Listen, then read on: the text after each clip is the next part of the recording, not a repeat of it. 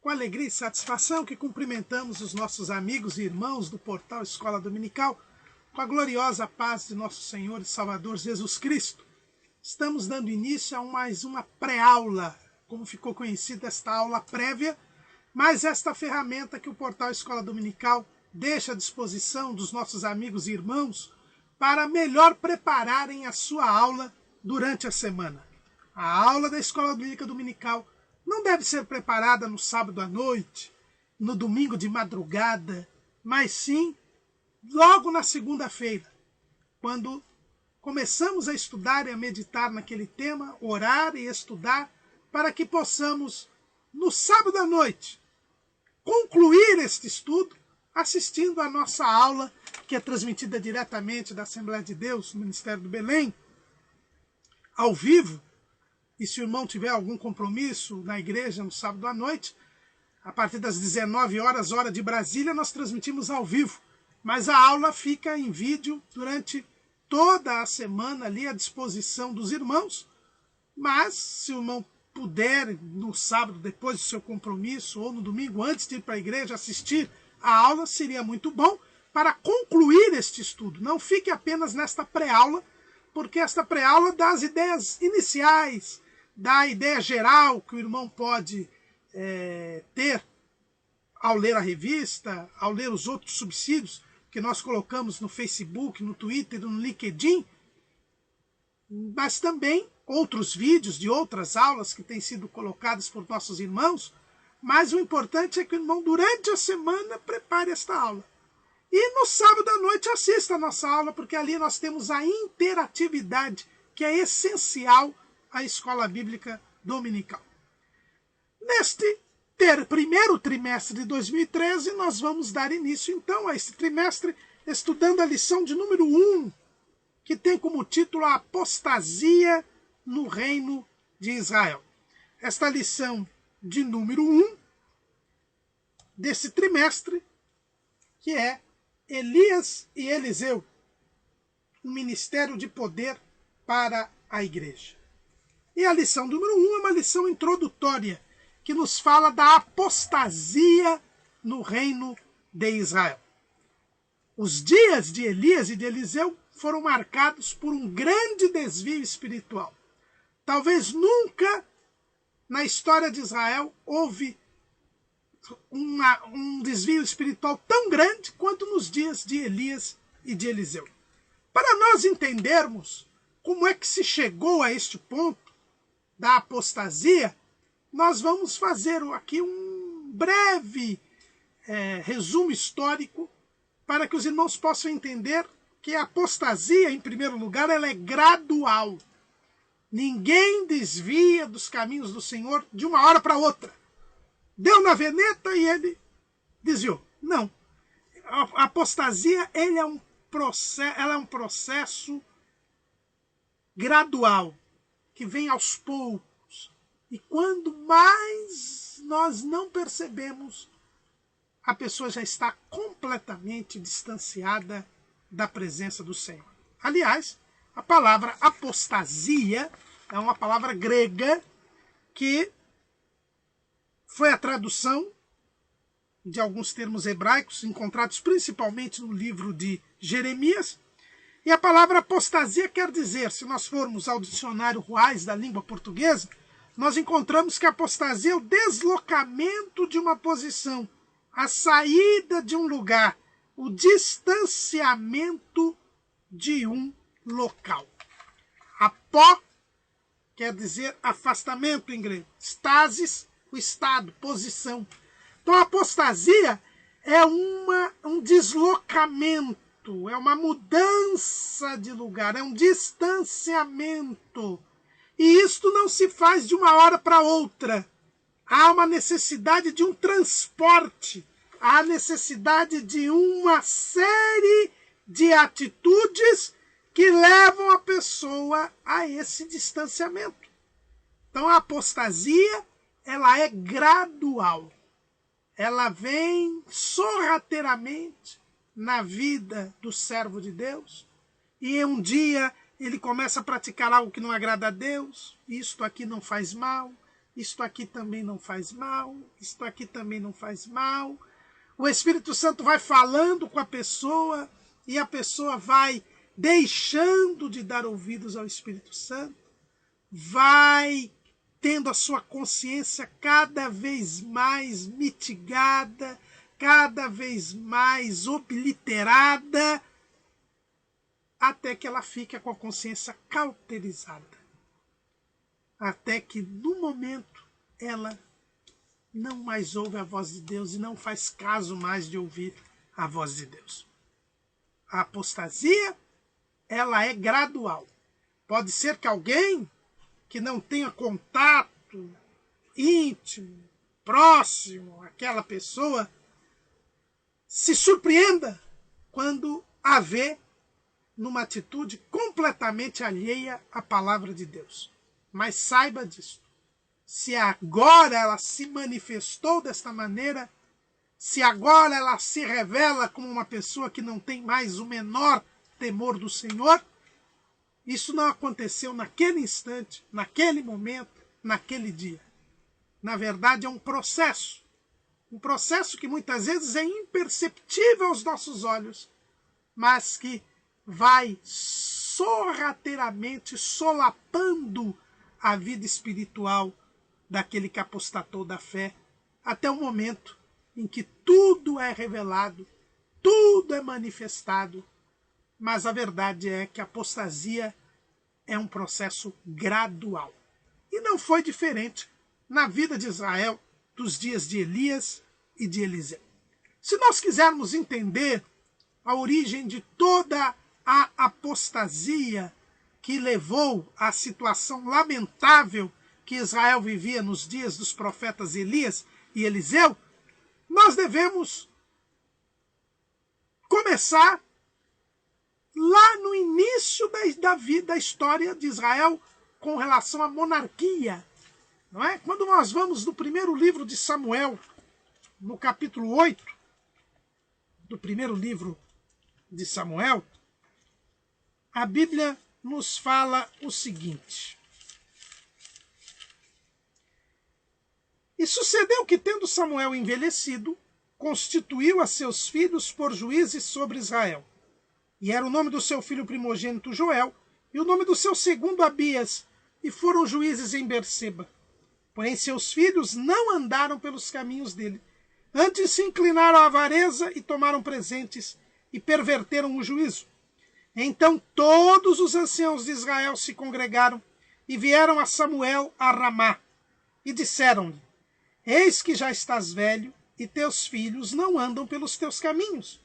Constitui-nos, pois, agora um rei sobre nós, para que ele nos julgue como o tem todas as nações. A apostasia em Israel começa pela própria pessoa que fez o povo voltar a servir a Deus. Samuel foi levantado por Deus, o último juiz de Israel. Ele foi levantado por Deus para trazer o povo de volta a servir a Deus. O povo havia passado por um período muito difícil durante o tempo de Eli. Havia, inclusive, perdido a Arca do Concerto, depois a Arca do Concerto voltou. Mas a verdade é que o povo estava numa situação de anarquia. E Deus levanta Samuel. Samuel renova o pacto com o povo. Os irmãos podem ver isso no capítulo 7 do primeiro livro de Samuel. E Samuel faz com que o povo volte a servir a Deus novamente. E Samuel entendeu, e por isso a tradição judaica entende que ele foi o escritor do livro dos Juízes, que havia um círculo vicioso na vida de Israel naquele período. Porque como não havia o ensino da palavra de Deus aos filhos por parte de Israel, como não havia o ensino da doutrina, o ensino da lei,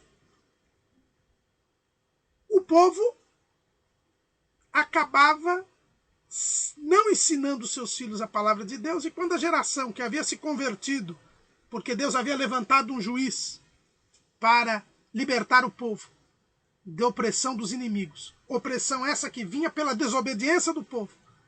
Quando aquele povo que havia se convertido era recolhido, a nova geração, por não ter sido ensinada a palavra de Deus, também acabava se desviando dos caminhos do Senhor e vinha uma nova opressão e assim por diante. Havia um círculo vicioso. Como não havia o ensino da palavra, a nova geração se desviava dos caminhos do Senhor. Deus mandava um povo oprimir o povo de Israel. Aí o povo de Israel, por causa da opressão, se convertia. Deus levantava um juiz, libertava o povo passava a viver de acordo com a vontade de Deus, enquanto aquele juiz estava vivo.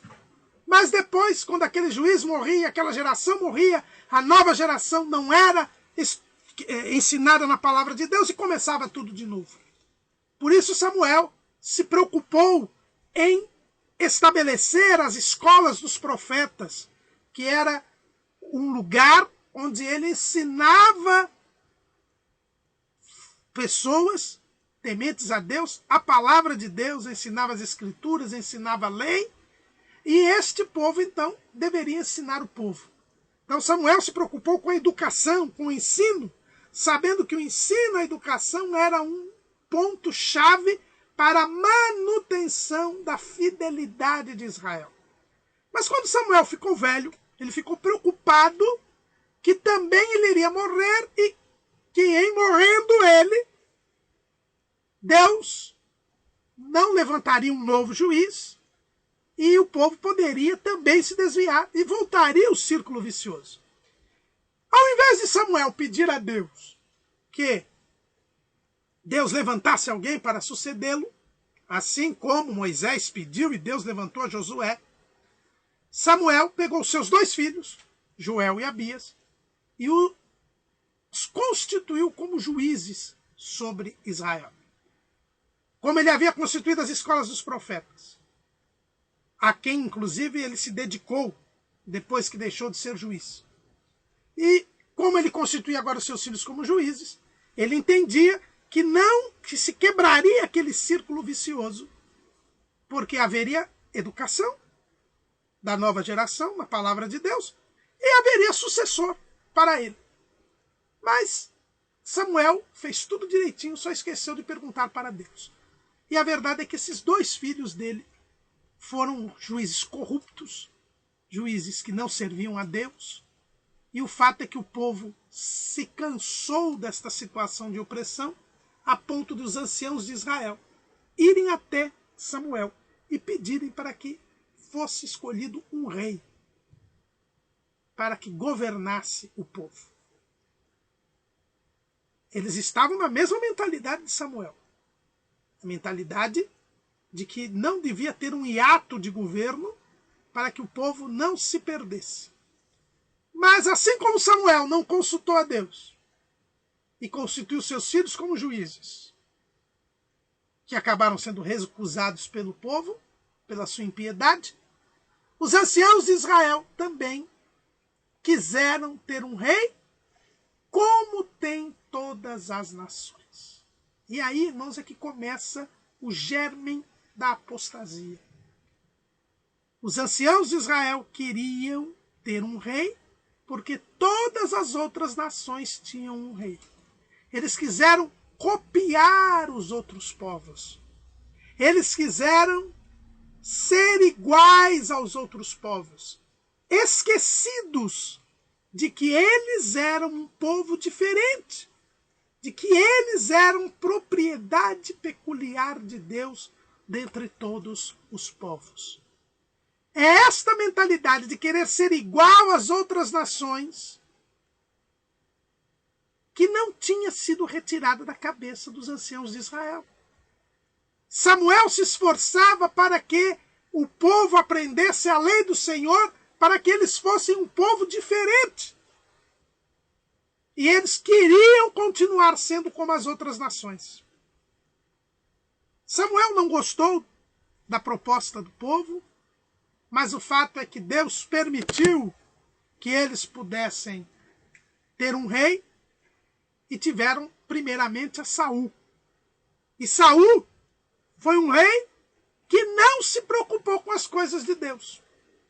Nós vemos durante todo o reinado de Saul que Saul sequer reuniu todos os artefatos do tabernáculo, porque desde o final do período de Eli, com a retirada da arca de Siló, quando a arca foi devolvida pelos filisteus, ela não voltou a Siló, ela ficou em outro lugar e, portanto, nem sequer nós tínhamos mais um tabernáculo, né, que onde era a presença de Deus. O tabernáculo, cada peça do tabernáculo, cada região do tabernáculo estava num determinado lugar diferente. Isso mostrava o desleixo do povo com o culto a Deus. E essa situação perdurou durante todos os 40 anos de Saul.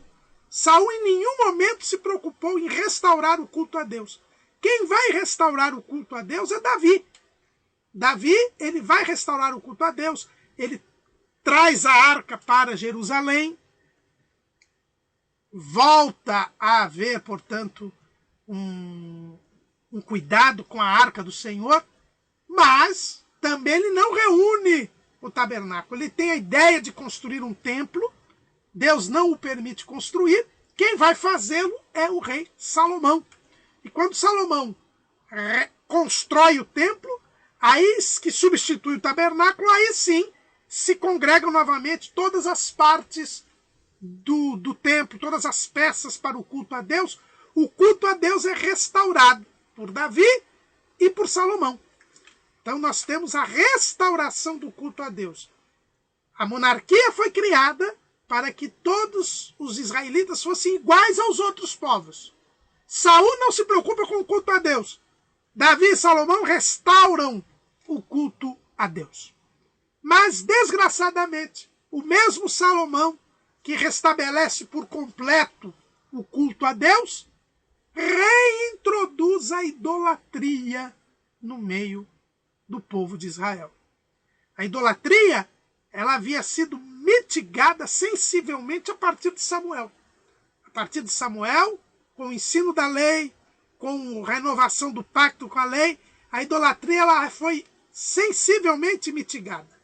Ela que estava presente durante o período dos juízes, ela foi quase que erradicada no governo de Samuel. Saul, apesar de não ter servido a Deus, de não ter restabelecido o culto a Deus, também não caiu na idolatria. E muito menos Davi. Davi restaurou o culto a Deus. Salomão, no início do seu governo, também manteve a idolatria longe da prática israelita. Mas o próprio Salomão, por causa das suas muitas mulheres, por causa dos seus casamentos políticos, restabeleceu a idolatria para repreensão de Deus. É o que nós vemos lá no primeiro livro dos Reis, no capítulo 11, que nos diz assim: e o rei Salomão amou muitas mulheres estranhas, e isso além da filha de Faraó, moabitas, amonitas, edomitas, sidônias e etéias, das nações que o Senhor tinha dito aos filhos de Israel, não entrareis a elas, e elas não entrarão a vós, de outra maneira perverterão o vosso coração para seguirdes os seus deuses. A esta se uniu Salomão com amor.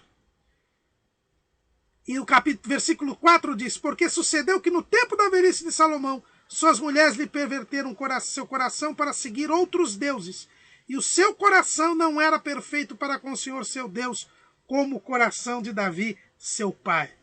Porque Salomão andou em seguimento de Astarote, deusa dos Sidônios, e em seguimento de Milcom, a abominação dos Amonitas. Assim fez Salomão o que parecia mal aos olhos do Senhor, e não perseverou em seguir ao Senhor, como Davi, seu pai. Então edificou Salomão um alto a Quemós, a abominação dos Moabitas, sobre o monte que está diante de Jerusalém, e a Moloque, a abominação dos filhos de Amon. E assim fez para com todas as suas mulheres estranhas, as quais queimavam incenso e sacrificavam a seus deuses. Pelo que o Senhor se indignou contra Salomão, porque desviaram o seu coração do Senhor Deus de Israel, o qual 2 vezes lhe aparecera. Então Salomão, irmãos, desgraçadamente traz de volta a idolatria para Israel. E a partir de então nós temos um novo passo para a apostasia. Os irmãos vejam que a monarquia veio por um desejo de ser igual às outras nações. Salomão agora quis fazer paz com as outras nações que estavam à sua volta e por isso começa a se casar com várias mulheres, com casamentos políticos, criando alianças políticas, e dentro desta linha de aliança política com as nações em volta, permite o culto aos deuses destas nações por suas mulheres. E ele mesmo vai participar do culto. Nós temos a instalação de novo da idolatria no meio do povo. Porque isso não ficava apenas com o rei, com as suas mulheres, mas isso se espalhava pelo povo. Porque o rei dava o exemplo. O rei era uma referência para o povo. E a idolatria fez com que Deus dividisse o reino. Por causa da idolatria, Deus levanta o profeta Aías, e Aías vai até Salomão e diz que o reino seria dividido. Depois da sua morte, 10 tribos seriam tiradas da casa de Davi e seria constituído um novo reino, enquanto que só 2 tribos permaneceriam com a casa de Davi por causa da promessa messiânica, por causa da promessa que Deus tinha feito a Davi, de que não faltaria varão para sentar no trono de Israel, da sua descendência, que era a descendência do Messias. Então, a idolatria fez com que o reino se dividisse. Nós vemos lá, ainda nesse capítulo 11 de 1 Reis, nós vemos Aías encontrando com Jeroboão, que era um rapaz que trabalhava para Salomão, era o encarregado da tribo de Efraim, e Aías vem e diz para Jeroboão que ele seria rei sobre 10 tribos de Israel. A idolatria entra, é mais um passo da apostasia. Um povo que queria ser igual às nações, por isso teve um rei que não se preocupou em servir a Deus, depois veio um rei que se preocupou em servir a Deus, mas o seu filho, se preocupando mais em ter aliança e paz com as nações em volta, reintroduz a idolatria no meio do povo. Com a morte de Salomão, a palavra de Deus se cumpre e Jeroboão se torna rei sobre 10 tribos, rei de Israel, enquanto que Roboão, o filho de Salomão, se torna rei de Judá, que envolvia as tribos de Judá e de Benjamim. E aí nós vamos a um outro passo da apostasia. Jeroboão foi constituído rei. Ao invés dele servir a Deus, porque a palavra de Deus havia se cumprido na sua vida, quando se aproximaram as festas que deveriam ser realizadas em Jerusalém, Jeroboão temeu e disse: olha, se o povo for a Jerusalém, certamente Roboão vai tratá-los bem e eles vão me trocar por Roboão. Então Jeroboão, para que o povo não fosse a Jerusalém adorar a Deus, ele cria um culto alternativo a Deus. O que nós vemos ali no capítulo 12 do primeiro livro dos Reis. Jeroboão, ele não creu em Deus. Deus o havia constituído rei. Então Deus o manteria, o susteria no trono. O povo iria servir a Deus em Jerusalém, mas isto de nada atormentaria o rei Jeroboão, porque fora Deus quem o havia estabelecido. Mas Jeroboão não creu em Deus. E ele resolveu criar um subterfúgio. Ele criou um culto alternativo a Deus. Ele mandou fabricar 2 bezerros de ouro, um em Dan, que era o limite norte do seu reino, outro em Betel, que ficava no sul do seu reino, e que era uma cidade muito conhecida de todos, com um grande chamariz religioso, porque fora em Betel que Deus havia se apresentado a Jacó, que era o pai da nação, e ele institui esses 2 bezerros de ouro. Esses 2 bezerros eram como que representantes de Deus. E Jeroboão diz: olha, vocês não precisam ir a Jerusalém. Para que ir até Jerusalém? Não há necessidade. Você vê onde é mais perto, Dan ou Betel, e ali adore a Deus. Esses bezerros simbolizam a Deus. E aí se cria um culto alternativo a Deus. Mais um passo para a apostasia. Mais um passo para a apostasia, irmãos. E porque quando Jeroboão constrói esses bezerros de ouro, ele viola pelo menos 3 pontos da lei de Moisés. Vamos ver estes pontos. Ele constrói esses 2 bezerros para que o povo, ao invés de ir a Jerusalém, fosse Adão ou Betel adorar a Deus. E representa Deus por estes 2 bezerros. O primeiro ponto que ele viola da lei do Senhor está lá. É um dos 10 mandamentos. Êxodo, capítulo 20, versículos 4 e 5. É o segundo mandamento. Não farás para ti imagem de escultura, nem alguma semelhança do que há em cima nos céus, nem embaixo na terra, nem nas águas debaixo da terra. Não te encurvarás a elas, nem as servirás, porque eu, o Senhor teu Deus, sou Deus zeloso, que visita a maldade dos pais nos filhos até a 3ª e 4ª geração daqueles que me aborrecem, e faço misericórdia em milhares aos que me amam e guardam os meus mandamentos. Ao representar Deus por 2 bezerros de ouro, fazendo essas imagens de escultura, Jeroboão viola o segundo mandamento, que proibia que se fizesse imagens de escultura, mesmo para representar o que existe no céu ou o que existe na terra. É por isso, irmãos, que nós não podemos ter imagens de Cristo, imagens de Deus, imagens de homens santos de Deus ou mulheres santas de Deus. Não. Nós não podemos fazer imagens de escultura para representar o que existe no céu ou existe na terra. É um mandamento de Deus. Por quê? Porque Deus é espírito e os verdadeiros adoradores adoram em espírito e em verdade.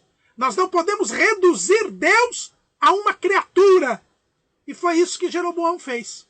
Os irmãos vejam como o desvio espiritual está aumentando. Havia uma idolatria. Por causa dessa idolatria, o reino foi dividido.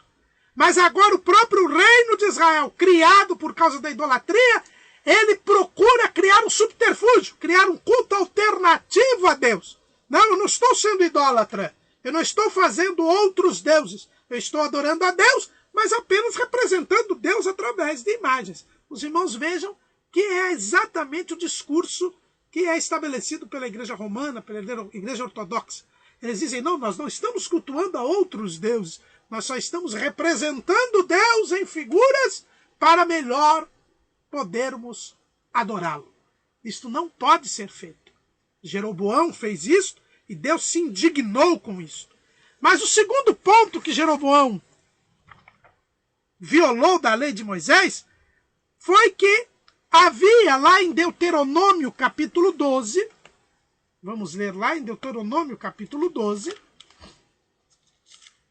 a Bíblia nos faz o seguinte, versículo 5.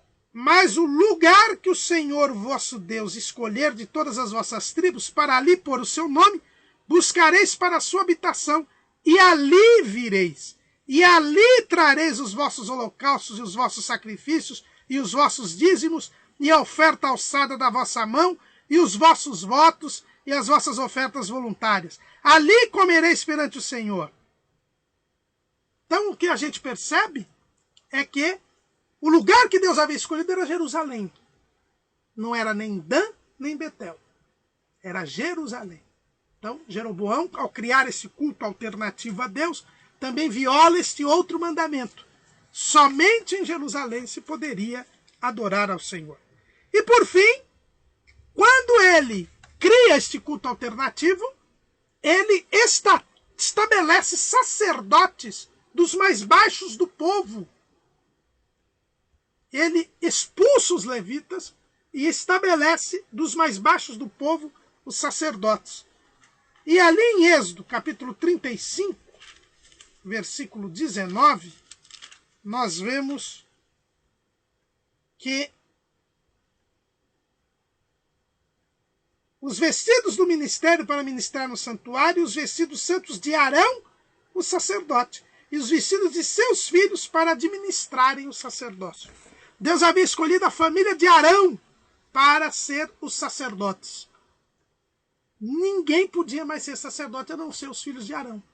E Jeroboão, ele criou os sacerdotes, ele fez sacerdotes dos mais baixos do povo. Então, desta maneira, ele também violou este culto alternativo a Deus, violava pelo menos 3 pontos. O primeiro ponto, de que não se pode representar Deus por imagens, e ele fez 2 bezerros de ouro. O segundo ponto, que não se poderia adorar a Deus a não ser em Jerusalém, e ele estabeleceu esses bezerros em Dan e em Betel. E o terceiro ponto é que somente os filhos de Arão podiam ser sacerdotes. E Jeroboão estabeleceu sacerdotes dos mais baixos do povo para que eles fossem os responsáveis pelo culto a esses bezerros. Então nós vemos que Jeroboão se distanciou bem de Deus. E Deus mostrou todo o seu desagrado com esta medida, mandando um profeta que foi até Jeroboão para dizer que Deus iria destruir aqueles bezerros, destruir aqueles altares, através de um descendente de Davi, que se chamaria Josias. E, como prova e sinal de que Deus estava falando, o altar fendeu, a mão de Jeroboão, que mandou prendê-los, que te esticou para mandar prender o profeta, ressecou. Ele pediu ao profeta, o profeta orou e a mão retornou. Mas o fato é que, apesar de tudo isso, Jeroboão não abandonou de forma alguma o culto aos bezerros de ouro. Ele manteve o culto aos bezerros de ouro. E por causa disso, o profeta Aías veio dizer a Jeroboão que a sua casa seria destruída totalmente. A sua casa seria totalmente eliminada. E realmente, depois que Jeroboão morreu, Nadab, o seu filho, só reinou 2 anos. E a casa de Jeroboão foi extinta, exterminada, porque Baasa, um dos generais de Nadab, fez um golpe de estado e assumiu o reinado. Quando Baasa assumiu o reinado, a Bíblia diz que um profeta foi falar com Baasa, dizendo para que ele tirasse os pecados de Jeroboão. Mas Baasa também não tirou os pecados de Jeroboão, manteve o culto aos bezerros de ouro. E por isso um profeta se levantou e disse que também a família de Baasa seria eliminada. E foi o que aconteceu. A família de Baasa, Baasa morreu, seu filho Elá reinou também apenas 2 anos. E o resultado disto qual foi? O resultado disto foi que esta casa também foi eliminada, exterminada. A Bíblia diz que um criado do rei Elá, chamado Zinri, fez um golpe de estado e assumiu o reino. Mas para os irmãos verem como a apostasia estava grande, o fato é que, quando Zinri assumiu o trono, Israel estava numa guerra, e por estar numa guerra, Israel, ao saber da queda do rei Elá, se dividiu em 2 grupos. Um grupo de Tibni e outro grupo liderado pelo general Onri. Onri voltou da batalha, invadiu a cidade de Tirzá, que era a capital de Israel na época, e assumiu o trono. Mas ficou uma disputa entre entre Tibni e Onri acabou prevalecendo. Aqui nós vemos que a Bíblia não fala que Deus levantou um profeta dizendo que Onri tivesse sido escolhido por Deus, como fez com Baasa. Não. Aqui nós vemos que o povo se dividiu nas suas preferências para saber quem vai ser o próximo rei, e acabou prevalecendo o partido que havia ficado do lado de Onri, e nós verificamos mais um passo da apostasia. Onri, que era o pai de Acabe, que era o rei dos dias de Elias e de Eliseu, assumiu o reinado sem que nós tivéssemos qualquer manifestação de Deus. O povo queria ter um rei para ser igual às outras pessoas, às outras nações. Mas Deus pelo menos escolheu Saul. Depois Deus pelo menos escolheu Davi. Depois Deus pelo menos escolheu Salomão. Depois Deus pelo menos escolheu Jeroboão. Depois Deus pelo menos escolheu Baasa. Mas agora Deus não escolhe, é o povo quem escolhe Onri. Então nós vemos como o povo está se distanciando cada vez mais da presença de Deus. Agora eles escolhem um rei que para eles é melhor, que para eles é mais poderoso, é um bom comandante militar, alguém que lhes agrada. E Onri sobe ao trono sem que Deus tenha se manifestado que ele tenha sido rei. Onri fez-se rei porque tinha o apoio do povo. E o povo não quis saber de Deus. Não quis saber a opinião de Deus. Então os irmãos percebem que quando Onri assume num total desprezo da vontade de Deus. Os irmãos vejam como o povo está cada vez mais distante de Deus. Cada vez mais deixando Deus de lado. Se Jeroboão havia criado um culto alternativo a Deus, um culto a Deus conforme a vontade do povo e não conforme a palavra de Deus, agora o próprio povo coloca um rei conforme o seu agrado, conforme a sua vontade e não conforme a vontade de Deus. A apostasia se caracteriza, como eu disse no início desta aula, pelo fato de cada vez mais as pessoas não ouvirem a voz de Deus, deixarem Deus de lado, não se importarem com a vontade de Deus. E aí nós vamos ter este rei Onri, que era um rei que era do agrado do povo e que queria agradar o povo. Quando a gente abre a Bíblia lá no primeiro livro dos Reis, no capítulo 16, que nos fala a respeito do reinado de Onri, nós verificamos bem que Onri era um homem que queria agradar o povo e o povo queria era do agrado do povo Onri. Quando ele compra um monte para construir a cidade, que foi a cidade de Samaria, ele comprou de Semer, ele colocou o nome da cidade de Samaria para agradar o dono do monte. Provavelmente Semer deveria ser um partidário de Tibni, que morreu e Onri acabou prevalecendo. E ele queria agradar a todos. Olha, meus irmãos, a apostasia perde o foco em Deus e as pessoas começam a querer agradar aos outros homens, a mentalidade humana. Esse é um grande risco. Salomão quis agradar os povos em volta e acabou reintroduzindo a idolatria no meio do povo. E agora, Onri, querendo agradar a todos, o que ele faz? Ele põe o nome da cidade que ele vai fundar e que deveria ter o nome dele, ele põe o nome do dono do monte, Semer. Por isso que a cidade passou a se chamar Samaria. Outra coisa interessante que nós vemos, e que o filho acaba nos revelando, lá no capítulo 20 no primeiro livro dos Reis, no versículo 34, Acabe, se dirigindo ao rei da Síria, diz assim: e disse ele, disse Acabe, as cidades que meu pai tomou de teu pai, tas restituirei, e faze para ti ruas em Damasco, como meu pai as fez em Samaria.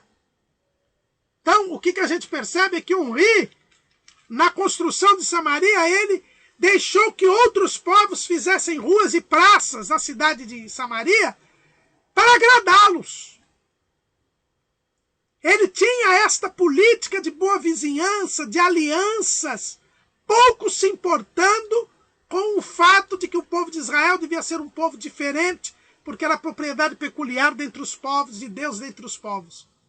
Onri queria agradar a tudo e a todos, a ponto de seu filho Acabe ter se casado com Jezabel, que era filha do rei Etibaal, que era o rei de Sidom.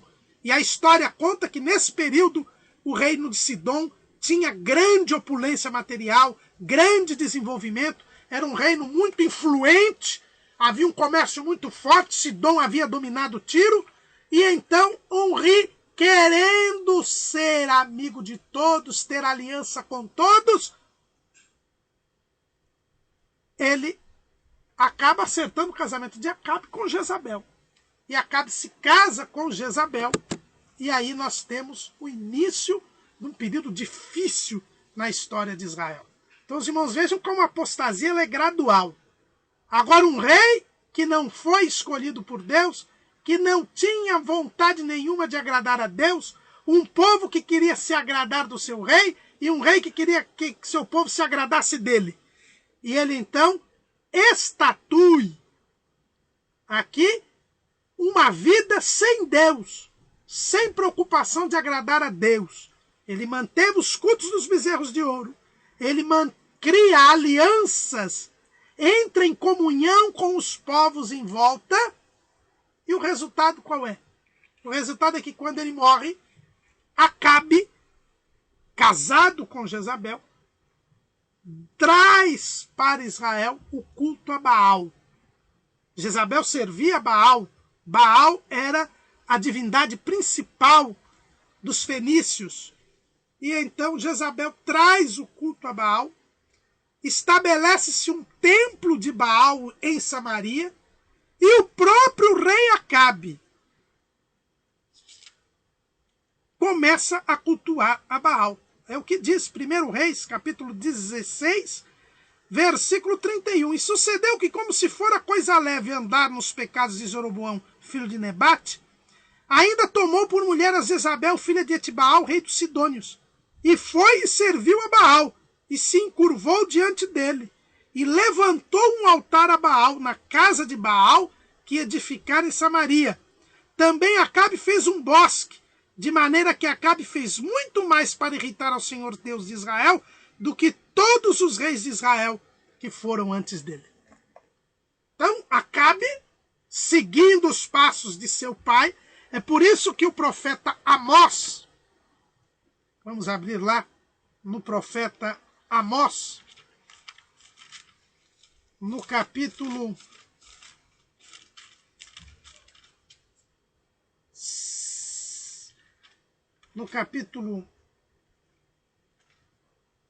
6, se não me engano, ele fala, aliás, no capítulo 8, ele fala a respeito dos estatutos de Onri. Ele diz que o povo de Israel estava vivendo nos estatutos de Onri. Ou seja, o pai de Acabe, Onri, passou a simbolizar todos aqueles que se desviam de Deus. Amós, que nós estudamos no trimestre passado, e vimos como ele foi duro com o povo de Israel, ele diz que eles viviam nos estatutos de Onri. Não é nem de Acabe, é de Onri, porque foi Onri que estabeleceu em Israel essa total falta de temor a Deus, esse desprezo para com Deus. Irmãos, uma das características do apóstata é que ele não leva em consideração a Deus. A sua mente não ouve mais a voz de Deus. A sua consciência não se preocupa mais com Deus. E é por isso que Amós diz que o povo vivia nos estatutos de Onri. Era essa a norma nos dias de Elias e de Eliseu. Acabe seguiu o seu pai. Acabe não levou em conta a vontade de Deus. E simplesmente trouxe para Samaria um templo de Baal. Neste templo ele levanta um altar para Baal. Ele se encurva a Baal, começa a adorar a Baal. E mais ainda, ele faz um bosque. Porque o culto a Baal normalmente se fazia, principalmente em topo de montes, em bosques, onde se adorava a Baal e se sacrificava a Baal. E o povo seguiu a Acabe e a Jezabel. Baal, irmãos, era uma divindade dos fenícios e que era adorada ali naquela região, no Oriente Médio. E Baal era o deus da fertilidade, o deus da colheita, o deus da vida. Se acreditava que Baal era o responsável por dar chuva sobre a terra. Então as colheitas dependiam de Baal. A prosperidade dependia de Baal. O bem-estar econômico dependia de Baal. Ele era considerado o Deus da vida, o Deus da alegria. De acordo com as crenças, Baal era filho de Azerá. Azerá era considerada como a deusa mãe, era a deusa da fertilidade, era a deusa da produção. E Baal, segundo a mitologia fenícia, ele era morto no inverno. No inverno, o deus da morte, que era seu adversário, o deus Mote, ele matava Baal. Mas depois de 3 meses, Azerá e o deus da chuva, eles conseguiam restabelecer a vida a Baal. E aí Baal copulava com a sua própria mãe, mantinha relação com a sua própria mãe, e desta cópula surgia de novo a natureza, na primavera. Os irmãos lembram que nós estamos no hemisfério norte, e o inverno lá era rigoroso, desaparece toda a vegetação, desaparecem todos os animais, porque os animais hibernam ou migram, e é como se a natureza tivesse morrido. E na primavera tudo ressurge. E diante deste ciclo da natureza, se criou esta mitologia. Então Baal era considerado o deus da vida. Enquanto Baal estivesse vivo, havia produção, havia flores, havia plantação, havia frutos, havia criação de animais. Quando Baal era morto, a natureza morria.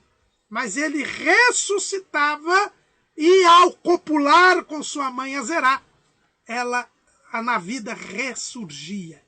Então quem adorasse a Baal tinha certeza de ter vida, de ter prosperidade, de ter abundância, de ter chuva sobre a terra, de ter colheita.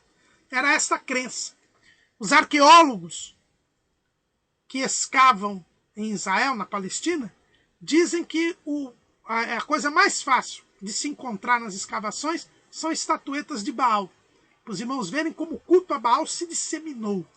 Os israelitas tinham um Baalzinho em casa para garantir a sua prosperidade, para garantir a sua bonança, para garantir a sua vida, para que houvesse colheitas abundantes, para que houvesse prosperidade. Por isso o culto a Baal, por causa daquela história da cópula com a sua mãe Azerá, também envolvia a prostituição sagrada.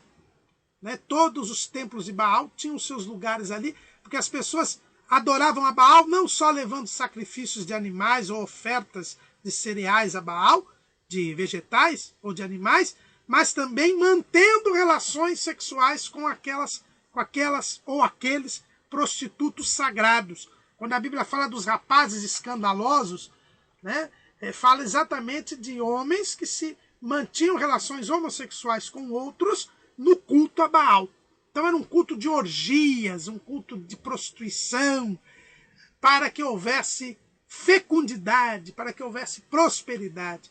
E Acabe trouxe o culto a Baal, permitiu que Jezabel trouxesse o culto a Baal a Israel, e o povo, impressionado pela prosperidade do reino de Sidom, eu disse que o reino de Sidom, do pai de Jezabel, era um reino próspero, começou a servir a Baal. E aí havia uma grande confusão no meio do povo. Eles serviam a Deus através dos bezerros de ouro, mas também estavam servindo a Baal, crendo que Baal é que trazia prosperidade para eles. Eles queriam ser iguais a Sidom, ser tão prósperos, tão ricos quanto Sidom. E eles começaram a servir a Baal e a deusa mãe Azerá. Era esta situação que vivia o povo de Israel nos dias de Elias e de Eliseu. Um povo que não consultava Deus para escolher o seu rei. Um rei que não consultava Deus para governar.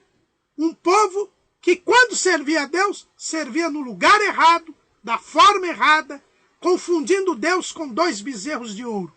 Com sacerdotes que não eram os sacerdotes escolhidos por Deus. E que agora estava servindo a Baal, participando das orgias, dos sacrifícios, das crendices, dos mitos, para ter prosperidade, crendo que Baal era quem dava o sustento, quem mantinha o povo na terra em condições de prosperidade.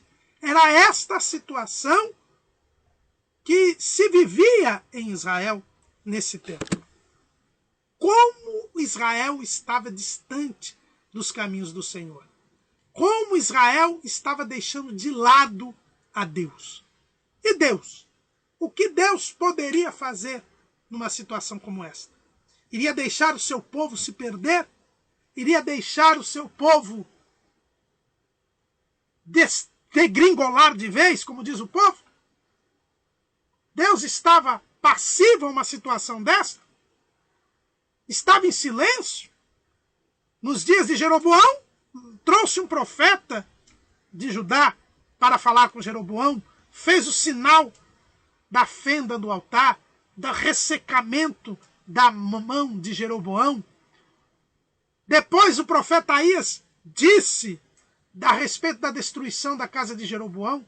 Quando Baasa assumiu o trono, a segunda dinastia, e manteve os pecados de Jeroboão, Deus levantou um profeta para falar a Baasa e dizer que a sua dinastia seria destruída. Mas depois que a dinastia de Baasa foi destruída, Deus calou-se. Nenhum profeta veio falar com Uri, nenhum profeta veio falar com Acabe. Acabe se casa com Jezabel, Samaria é construída, um templo de Baal é construído, o povo passa a servir a Baal e há uma opulência material nos dias de Acabe, porque a aliança que Acabe faz com o seu casamento com Jezabel traz dividendos econômicos e políticos para o povo de Israel. E isto estimula ainda mais o culto a Baal. Deus está calado? Deus não vai fazer nada? É aí, neste momento, que Deus vai fazer surgir dois grandes gigantes espirituais. Os dois maiores profetas depois de Moisés, Elias e Eliseu. Como Deus vai tratar com o povo, como Deus vai mostrar a supremacia da sua vontade e a sua condição de único e suficiente Deus sobre todas as nações, é o que nós vamos estudar a partir da próxima aula. Deus parece quieto na época da apostasia, mas ele tem sempre o seu povo para mostrar que ele é Deus. E nos dias de hoje, em que esta apostasia também graça, em que parece que Deus está inerte, Deus também quer contar comigo e com você para mostrar que só o Senhor é Deus. Amém.